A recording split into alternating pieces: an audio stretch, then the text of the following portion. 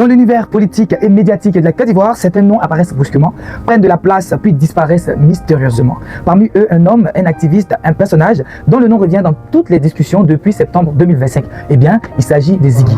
Qui est-il vraiment? Comment s'est-il imposé comme cyberactiviste? Et surtout, que s'est-il passé pour qu'il devienne aujourd'hui une figure à la fois contestée et réclamée? Voici l'histoire complète de Ziggy, une biographie encore inachevée, mais déjà pleine de zones d'ombre et de rebondissements. Derrière le surnom Ziggy se cache un homme, Ibrahim Ziggy, citoyen ivoirien. Très peu d'informations circulent sur son enfance, son parcours scolaire ou ses débuts dans la vie professionnelle. Et ce manque de détails renforce le mystère autour de lui. On ne sait presque rien sur ses origines précises ni son âge exact. Mais ce qu'on sait, c'est que Ziggy a choisi Internet et les réseaux sociaux comme une arme et une tribune. Je ne suis pas sûr que le président de la République est au courant de ce qui se passe là. Mais papa, en clair, en quand même, c'est-à-dire que nous qui sommes dans la basse-cour, on ne va pas te mentir, hein, c'est gâté.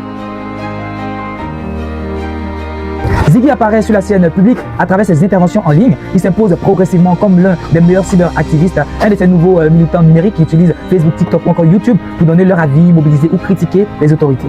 Proche selon plusieurs sources du PPACI de Laurent Gbagbo, Ziggy devient une voix écoutée par une partie de la jeunesse ivoirienne. Ses vidéos, souvent passionnées, parfois polémiques, sont vues comme des appels à la mobilisation citoyenne. Pour ses partisans, il a une voix courageuse, un homme qui ose dire tout haut ce que beaucoup pensent tout bas. Pour ses détracteurs, il n'est qu'un cyber-militant de seconde zone qui surjoue son rôle révolutionnaire juste derrière son écran. Quoi qu'il en soit, Ziggy s'est construit une image, celle d'un militant radical, parfois imprévisible, mais impossible à ignorer. C'est dans la nuit du 1er au 2 septembre 2025 que tout bascule. Selon plusieurs médias, Ziggy est interpellé par les forces de l'ordre. Pourquoi? Quelques jours plus tôt, il aurait publié une vidéo appelant les Ivoiriens à se mobiliser, à sortir dans les rues, à brandir les couleurs nationales, tout en liant avec la validation de la candidature qui n'a pas été acceptée finalement de Laurent Gbagbo et de Tidiane Thiam. Pour les autorités, ce message ressemble à une incitation à la révolte. Pour ses soutiens, en revanche, ce n'est qu'un appel patriotique et citoyen.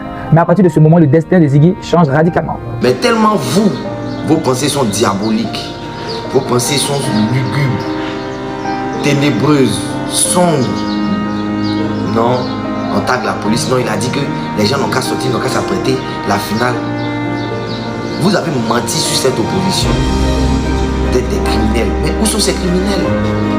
Parce que si c'était des criminels depuis longtemps, depuis l'ONU, l'Union africaine, la Cour africaine des droits de l'homme, la CEI, depuis il parle, vous n'entendez pas là, mais c'est un criminel, c'était déjà fait. Si c'était un criminel, c'était déjà fait. En fait, vous ne... Après son interpellation, plus aucune nouvelle. Sa famille déclare de ne pas savoir où il se trouve.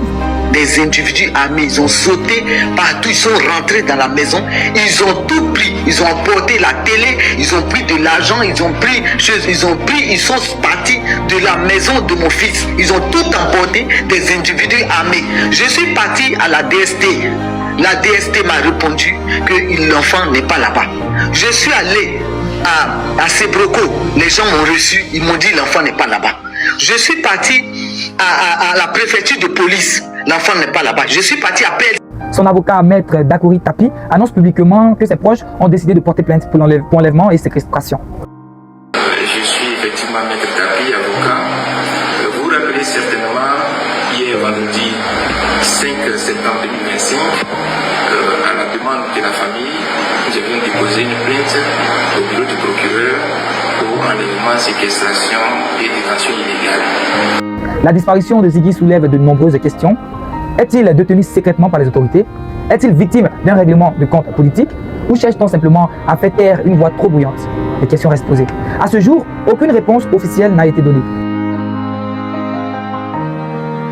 Très vite, l'affaire Ziggy provoque une tempête médiatique. Des personnalités politiques publiques s'expriment. Le cyberactiviste Steve Beko prend la parole pour dénoncer cette disparition. Le pasteur évangélique Camille Makosso, connu pour ses prises de parole et de positions spectaculaires, se retrouve lui aussi mêlé au débat. Pour certains, Ziggy devient un martyr pour la liberté d'expression en Côte d'Ivoire. Pour d'autres, ce n'est qu'un agitateur qui a franchi la ligne rouge. Même au sein de la classe politique ivoirienne, les avis divergent. Ses soutiens y voient la preuve qu'il n'y a pas de liberté d'expression en Côte d'Ivoire. Ses opposants, eux, estiment au contraire que ces appels pouvaient menacer la stabilité nationale. Ainsi, Ziggy est devenu en quelques jours symbole de contestation pour les uns, symbole de danger du discours incendiaire pour les autres. Mais au-delà du bruit médiatique, une chose est claire. Nous savons très peu de choses sur Ziggy lui-même. Son âge reste, comme nous l'avons dit au début de notre vidéo, inconnu. Son parcours scolaire ou professionnel n'a jamais été retracé. Son rôle exact au sein du PPACI également n'est pas confirmé. Aujourd'hui, sa situation reste floue. Est-il libre, en détention, toujours séquestré? Les informations officielles manquent et chaque camp politique interprète le silence selon ses propres intérêts. L'histoire de Ziggy est celle d'un homme ordinaire qui, à travers Internet, est devenu un personnage public, un militant puis un énigme arrêté, disparu, défendu par certains, critiqué par d'autres. Son parcours illustré à la fois de puissance des réseaux sociaux et des tensions de la vie politique ivoirienne. Aujourd'hui, une question demeure. Ziggy est-il un simple cyberactiviste dépassé par ses propres propos ou une voix majeure qui a voulu être réduit en silence? Une chose est sûre, l'histoire de Ziggy est loin d'être terminée et tant que la vérité de sa disparition n'aura pas été révélée, son nom continuera de faire couler beaucoup d'encre et de passion. Merci de nous avoir suivis et abonne-toi.